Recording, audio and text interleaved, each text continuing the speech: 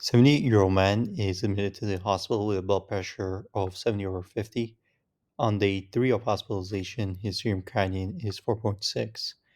It was 2.3 at admission. The patient has no prior history of kidney disease. A renal biopsy image representative of this patient's disease process is shown below. Which of the following is the most likely underlying cause of this patient's acute kidney injury? Now, this patient presented with a very low blood pressure, and he is suffering from acute kidney injury from this very low blood pressure. Now, we can divide acute kidney injury into three big groups. So imagine that this is a artery that is supplying the kidney with blood, and imagine that this is the kidney. And then let's do this in yellow. So imagine that this is the ureter. Now, so this is the artery that is supplying the kidney with blood. If there's any problems getting blood to the kidney, because this is before kidney, we call this pre-renal azotemia. If there's any problems within the kidney, then there's going to be intrarenal azotemia. And then if there is any problems that occur after the kidney, then there's going to be post-renal azotemia. Now, in this patient's case, he had a real low blood pressure. So he had trouble getting blood into the kidney. So he first started off with pre-renal azotemia. Now, this pre-renal azotemia can progress into intrarenal azotemia. And so when we take a look at the histological slide, this is going to confirm our suspicion. So here we see the tubules, and inside the tubules we have these soft-off epithelial cells.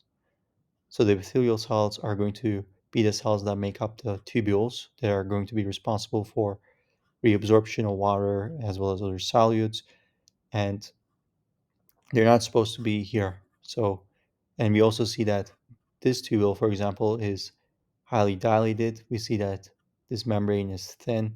So this tells us that this patient is going through acute tubular necrosis. And this is going to be a progression of his pre-renal azotemia caused by the low blood pressure. So because of the ischemia, his cells start off dying. Now, to answer the question, because there's ischemia going on, especially the outer medullary section of the kidney is going to be susceptible to ischemia. So the answer choice is going to be C. When we take a look at this image, we see that the outer medulla is going to be housing the proximal convoluted tubule as well as the thick ascending loop.